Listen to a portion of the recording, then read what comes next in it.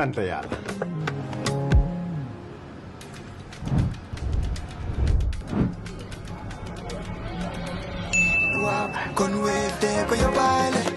looy xaar utal Wave nga scan nga fay nag doo ci yokku dara.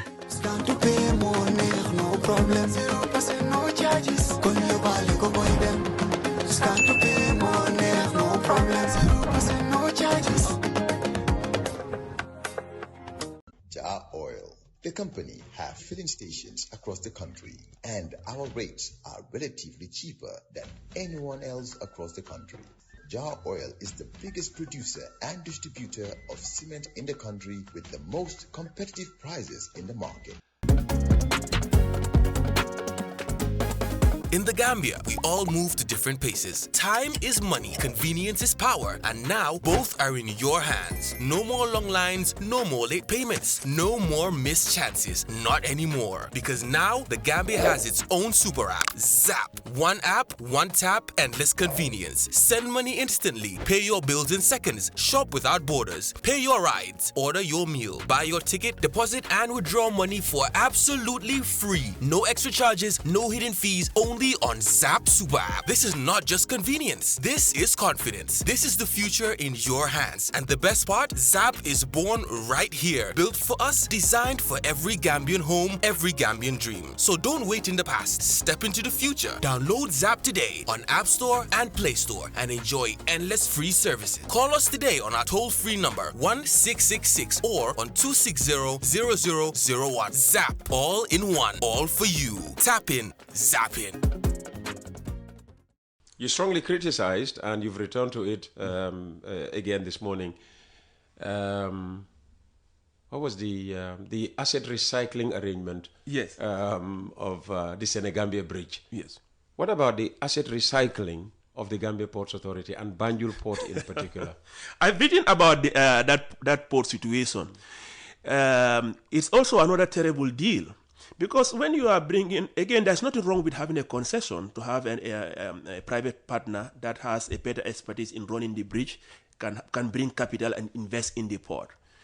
But here is a situation we have where I don't know what criteria they use to bring Al Bayrak, but this is a company that doesn't have the capital to do the necessary investment. They are basically using the port to basically shock it dry. You can't prove that they don't have the capital, can you? Well, I don't need to prove it.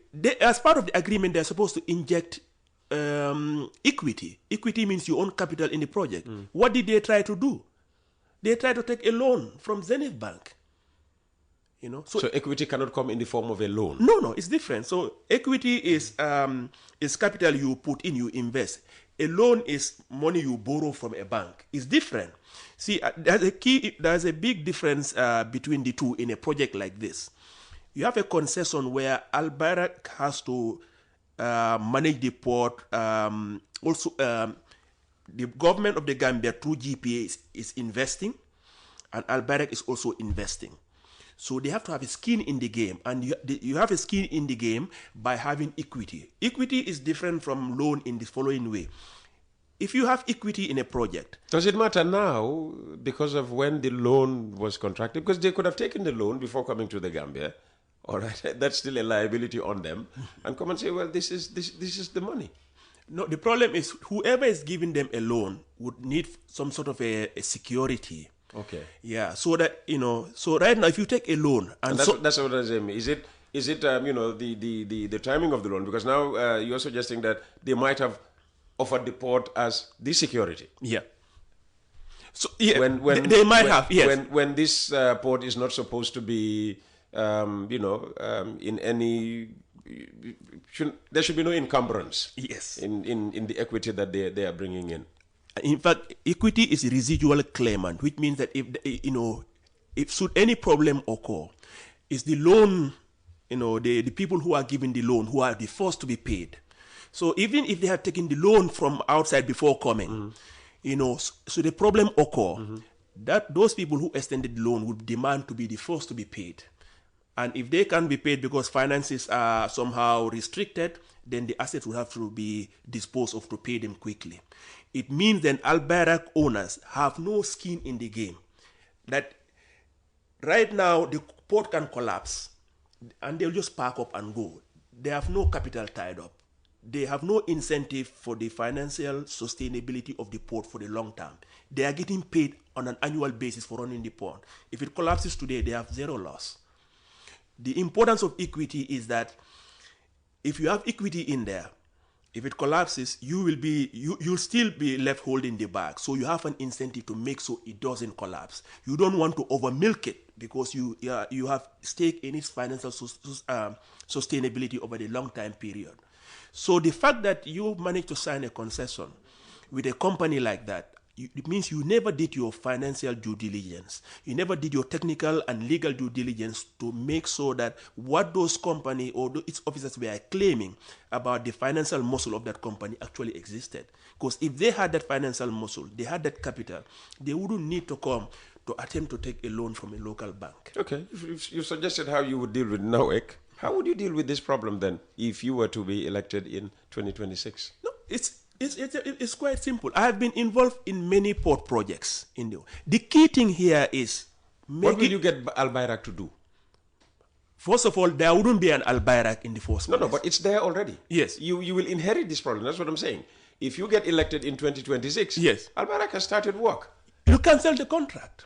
Can you? Yes, because by attempting to... Because when this government came, this was the issue we had with Semlex. You remember, how we all, paid dearly yes, for Semlex services.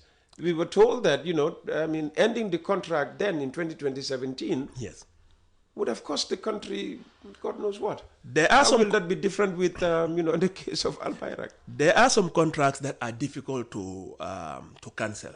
There are some contracts that can be renegotiated. There are some contracts that, depending on, how well the lawyers have, done their jobs, it will be just costly on you. But in many cases, in this particular case, the fact that the original agreement, or what we are led to believe, stipulated that they're supposed to do equity, and now they've gone to attempt to do a loan, there is a breach here. Oh, okay. There is a breach of contract. So in many cases, there are situations where you have openings to either cancel it or to significantly renegotiate it. Yeah. And those are the things that I would look at if I were in government today. If you have any contract or any sort of concession agreement where that is not in the nation's interest, our first goal, our priority would be to cancel the contract or renegotiate it. If it cannot be cancelled, there is always room for significant renegotiation. Let me give you another example. This Senegambia bridge deal, it will be very difficult to cancel it completely. But I can tell you, as somebody who has worked in the African Development Bank, knowing the institution, knowing that it is a shareholder in Africa 50, knowing who the shareholders are and what their priorities are, I believe an argument can be made if it is presented by a competent authority, a competent government, to significantly renegotiate it. Particularly the part that says that we shouldn't have a bridge on 100 kilometers of River Gambia. Is it 100 or 50? 100. Okay. It's 50 on either direction. Okay. So it's total of 100. Okay. So basically from Kerewan all the way to Kuntaur, essentially, there cannot be any bridge there. That is the part that I think you can significantly renegotiate. There are, of course, many other clauses in there, but the fact is the person who negotiated this contract wasn't in any position to negotiate this contract. I mean, there shouldn't have been a minister in that negotiation room. Ministers don't negotiate contracts? No. I mean, the thing is, obviously, there's be following, but we should be looking at the services of international negotiators that actually specialize in this matter. We communicate to them what our policy priorities are, what our red lines are. But these actual negotiations requires expertise and skills. I can give you an example. One of the oil blocks here that was actually that's another area, because we're hearing so many things now about our oil blocks and what's happened to them and who they've been allegedly Sold to. Do you know anything about this? Is this something? Well, I don't know one of the latest stories or not, but the example I was about to give was just before COVID. That was British Petroleum had an agreement, BP, to drill one of the oil blocks. But when COVID hit, they had to pull their investments back from other areas. They initially offered to pay for that breach of contract. Initially offered to pay the government $5 million, you know. But we were lucky enough that the Petroleum Commission, you know, I was able to put them in touch with a unit at the ADB that gave them a grant. And they got a law firm in London that negotiated on their behalf, you know. And they got how much? 35 million. BP was offering 5. Yes. So you got them to get a grant. Yes. Where they paid for the services of experts. Experts. All right. And they got them 35,000. 35 million. Million, sorry. From 5 million to 35. Wow, look at that. That's a big difference. Look at that. You know. So if we thought by getting a minister to negotiate we were saving money, actually we would have lost 30 million. We might have, Yeah, and a lot of that money went into paying for for all the road construction in Banjul, you know. So, you know. So you're telling us now how the Banjul project was financed? Exactly. Interesting. Yeah. In fact, when that money came, the minister at the time, Minister of Finance Mamburen Jai, had a supplementary bill just to go and a lot of that went into that project. Interesting. Yeah. So what I'm trying to say here, expertise matters. So that would be money well spent, hiring negotiators. And you don't even have to pay for it.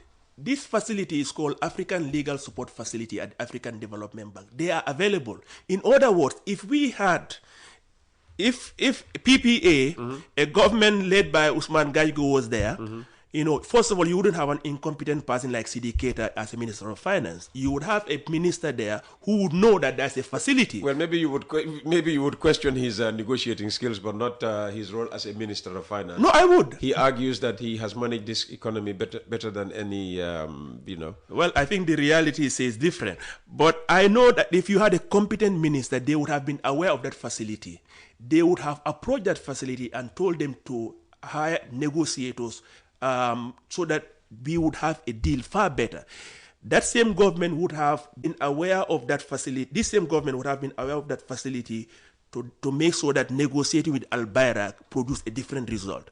That same government would have been aware of the fact that the facility is there to get a better result with regards to the car powership deal. So having a good leader doesn't mean the leader will go and do and handle these things personally, but you would hire competent ministers, competent leaders in various government units, so that appropriate decisions are being made, and the government or the country would not be faced with holding a bag, you know, for terribly negotiated deals. And that's what PPA, led by Dr. Ousman Gagigo, promises the Gambian voter. Absolutely. Okay. We had the issue of the former Auditor General, Modou Cissé, Yes. and audit reports. Again, should you be elected in 2026, you'll have to deal with the National Audit Office. If reports come out that don't favor the government, would you try to deal with an Auditor General the way we've seen Modou Cissé dealt with, allegedly because of those reports that were, that have come out anyway? No, I mean, absolutely. I mean, what we'll be doing will be quite different from what this current government has done. I mean, what this current government, if I may just recap, the Constitution and the law, there's a specific legislation that protects this office because of the critical role it plays in government oversight and accountability. If you care about efficiency, if you care about clean government, this is not a position that you play with. The Auditor General position, if they according to what the law says, when they're appointed, first of all, you are the government. As the government, you are the one who selects this individual. To remove them, you must remove them for cause. They must either demonstrate an inability to carry out their duties or do something wrong. If you cannot present such an evidence, you should not touch the person who is in this office, even if you believe they would make a great vice president. Because if you've done your proper vetting and selection, Nobody forced you. This is not somebody imposed on you. You selected the person. Then there should be no reason for you to want to remove the guy after only 2 years. The fact that you want to do that, and as more information is coming out, it becomes quite clear that the government wanted to remove this guy for nefarious reasons, because they didn't provide any evidence that he didn't perform or he's incapable of doing his job. So the law, we should follow the law, which says that he should be allowed to serve out his term. So in a PPA-led government, we would make sure that the Auditor General is somebody that is well selected, properly vetted, and will follow the law. When you are appointed, you serve out your full term. And nobody should be, nobody should even make the case that the government has even the slightest bit of cause. Okay. So the first thing we will do is to reinstate this guy.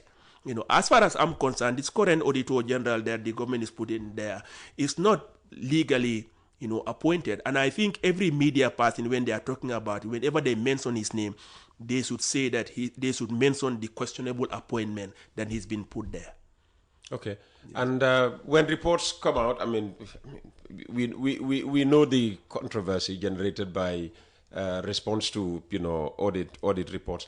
How would you respond to audit reports that are negative on your government? Yeah. Absolutely, by taking responsibility. If you were there, for instance, for the COVID, yes, and you have all these reports coming out being so negative about the way COVID funds were handled, how would you have dealt with something like that? No, for making sure that there are consequences. When government officials go beyond the call of duty, when they do what they are supposed to do, or go beyond, and achieve far more than they are supposed to do, they should be rewarded. But on the same token, when government officials who have a lot of responsibility, who are supposed to be stewards of national resources, when there is evidence,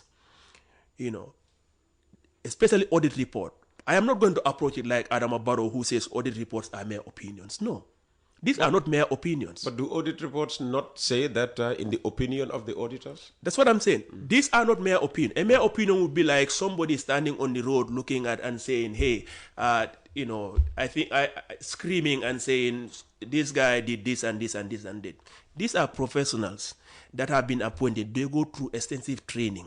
They have a process in which they go through where before they actually publish an audit report. I mean, an auditor would go and spend weeks at a particular institution, go through documents, have extensive meeting with management. They would have many follow-up meetings. And even before they come and write their report, they would offer that manager or the management or the leaders of that unit an opportunity to review all the evidence they have. And once they go and finalize the report, they send it back again to that office for them to have a management response. By the time the audit report goes to the National Assembly and is released to the public, it has undergone through multiple rounds of back and forth. And the people who have been audited have multiple opportunities to look at that report. Yes, it is not a verdict that something has happened. You still have to prove it in a court of law. Okay. But we have to know that there's a big difference between that process and a mere opinion.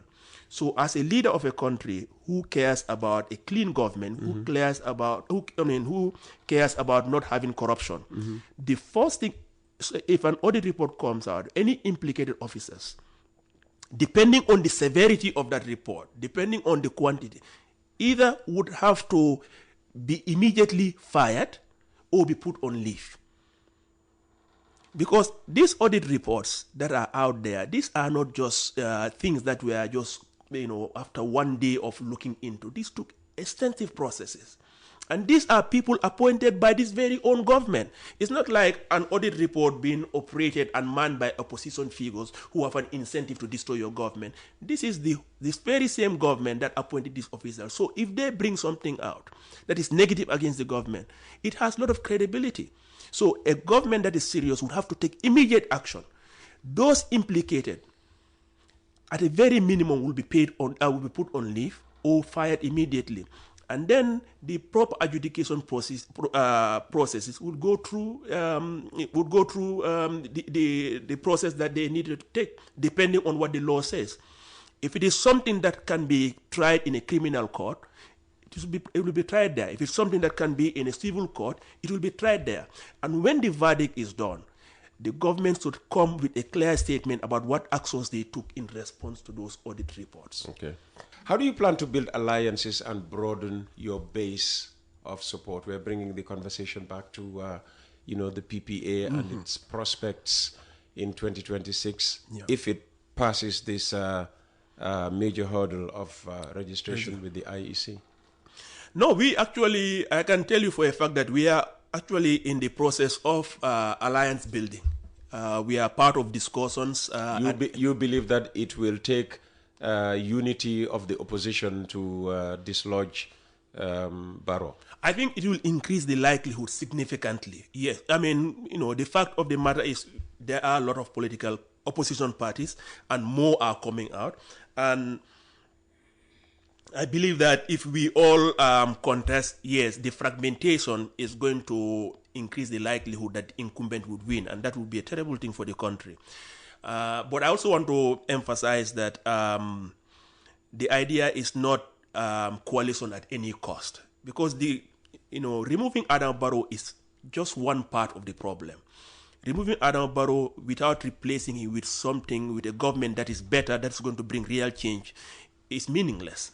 I can easily conceive of Adam Barrow being replaced by someone who would, do something even worse.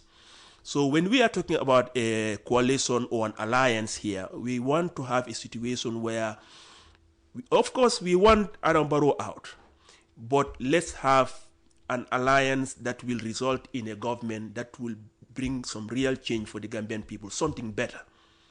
So the main reason why we are engaging in alliance talks is increasing the likelihood that this government is defeated. But that alliance has to follow certain principles. And the sort of people or the constituent elements of that alliance have to be something that the day after the election would be something Gambians can look forward to, rather than, in a situation now where you have some people, in fact, starting to miss some aspects of Yaya Jammeh, So for us, we are not saying it's impossible to remove Adama Barrow without coalition. We just say it increases the likelihood. And anything that does that, but also increases the likelihood that the subsequent government would be far better in improving the economy. That is something the alliance the alliance efforts should be working towards.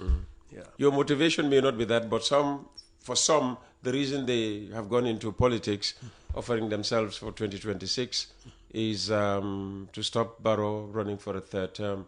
I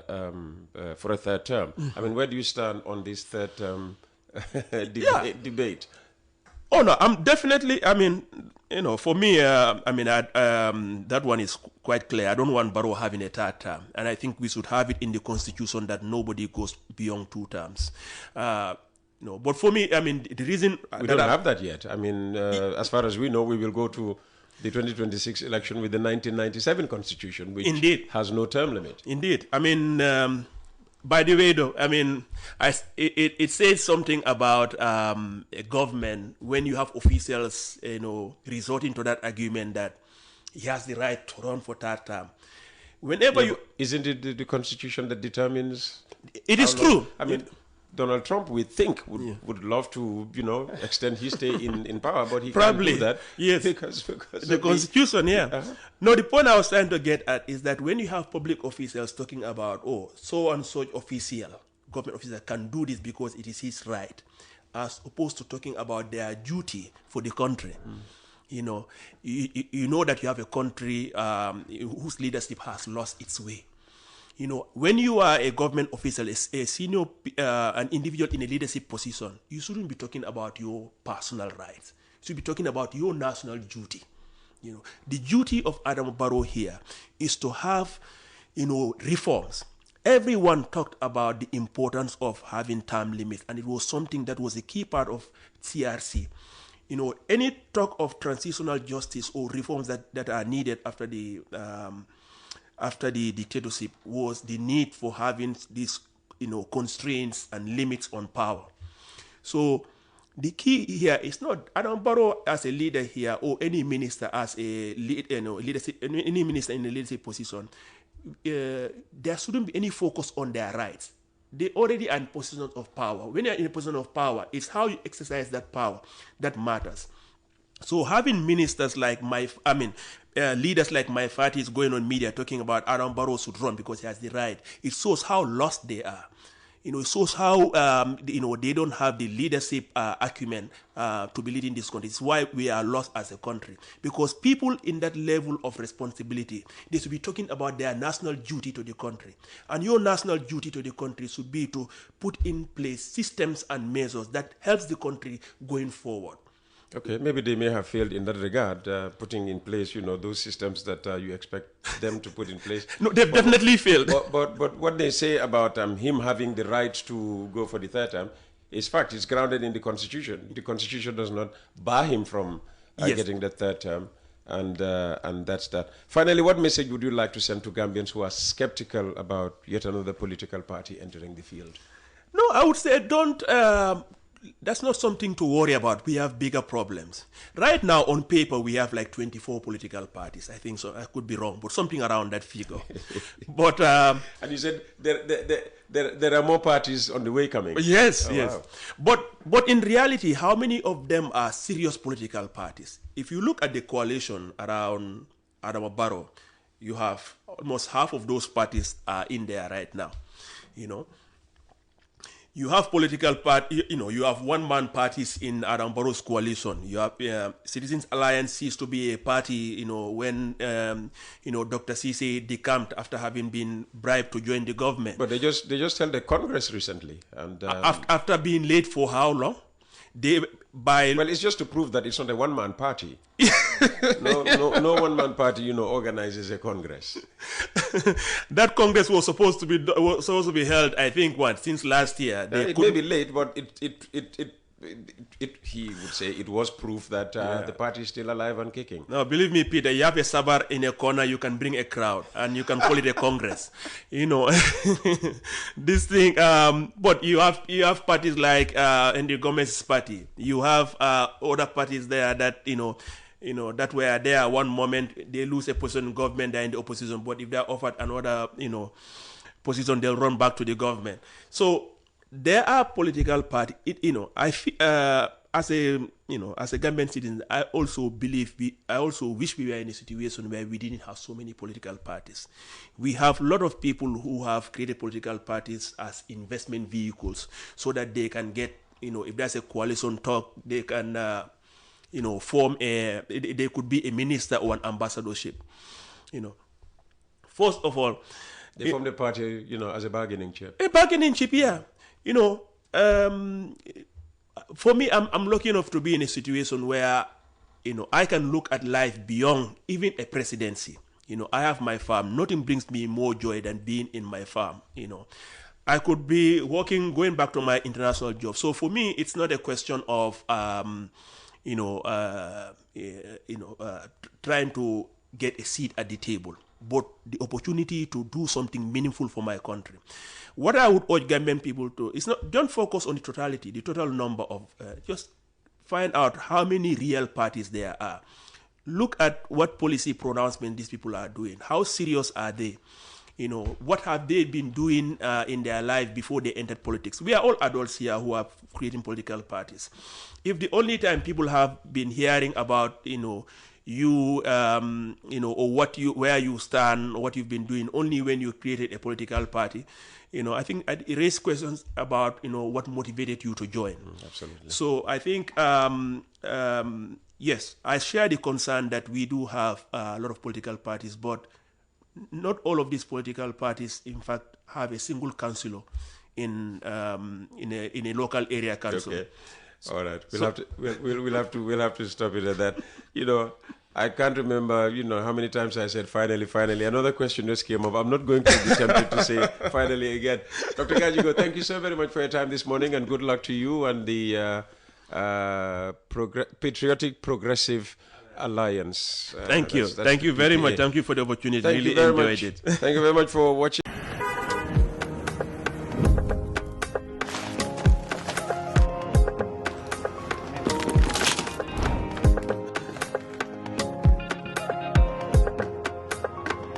Wave lay fay. sant yàlla.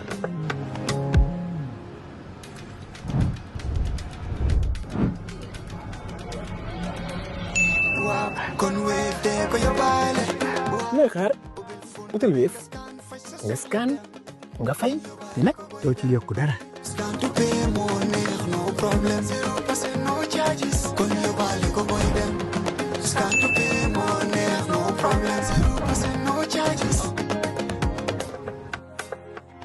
Jar Oil, the company, have filling stations across the country, and our rates are relatively cheaper than anyone else across the country. Jar Oil is the biggest producer and distributor of cement in the country with the most competitive prices in the market. In the Gambia, we all move to different paces. Time is money, convenience is power, and now both are in your hands. No more long lines, no more late payments, no more missed chances, not anymore. Because now the Gambia has its own super app, Zap. One app, one tap, endless convenience. Send money instantly, pay your bills in seconds, shop without borders, pay your rides, order your meal, buy your ticket, deposit and withdraw money for absolutely free. No extra charges, no hidden fees, only on Zap Super App. This is not just convenience. This is confidence. This is the future in your hands. And the best part, Zap is born right here. Built for us, designed for every Gambian home, every Gambian dream. So don't wait in the past. Step into the future. Download Zap today on App Store and Play Store and enjoy endless free services. Call us today on our toll-free number 1666 or on 260-0001. Zap. All in one. All for you. Tap in. Zap in.